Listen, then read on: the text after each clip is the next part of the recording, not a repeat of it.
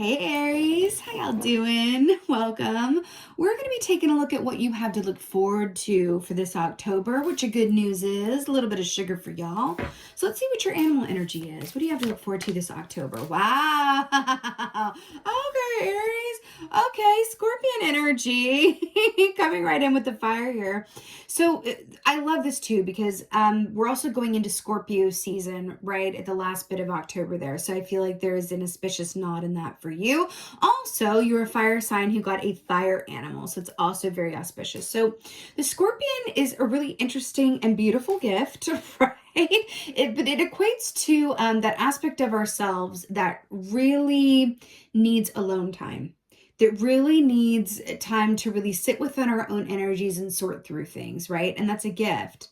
So I do feel like this is saying for you guys, you're going to have some time this month, some time to be with yourself, doing what makes your soul sing, right? There feels like you have a little extra time or you're able to find time in a way that maybe you haven't previously, okay? There's also an aspect of Scorpion that relates to the Five of Swords in the Tarot, which speaks of, less than desirable influences or partnerships or relationships. I feel like there's an aspect of you that is a expert editor coming up this month. You're able to kind of edit through things, your relationships. What are you spending time on that you could spend less time on? Who are you spending time with that you feel like you could spend more time with because you really could benefit from it? There's an aspect where also Scorpion is also related to water energy. So I do feel like your intuition is going to, it's brilliant. It's going to be working within for you in a big way this month as well. So it's like your intuition meeting up with high discernment, right?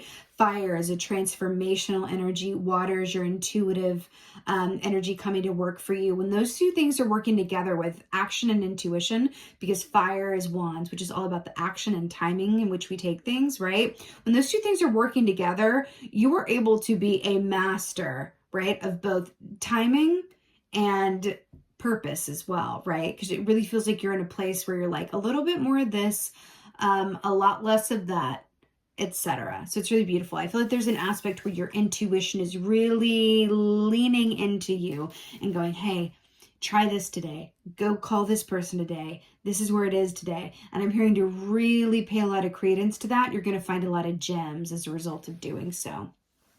You have Death here as your tarot, so more Scorpio energy here. This is really interesting, Aries, and really lovely. So this speaks of endings and beginnings, and it's really interesting that we're talking about timing, kind of sorting or sifting through what is or what does or doesn't want to be, had time allotted to it during this month.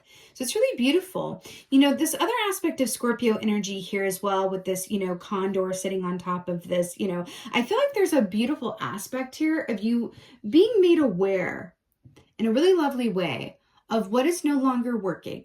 And so it's like, I'm getting this image of you guys of this storage unit, right? And you're able to take a lot of the stuff that's in this storage unit that you may or may not be aware of, right? And this is, a metaphorical, it's that aspect of like emotional, what's in your emotional storage unit, or what relationships are in the storage unit that could probably, why are you paying a monthly fee for those? Why are you giving time to these things that you really don't necessarily give you the same in return, or you've outgrown, or whatever that is? So I feel like there's this beautiful aspect of you're opening the line to direct manifestation by releasing what is stale. So there's a big, big, big energy of manifestation coming through with this. And it happens because you're in a place of high discernment at it's making those cuts and taking the time to do so. It's really cool. Direct line of manifestation with this. Yep. Okay. So we got kindred spirits here as your oracle. It is no surprise.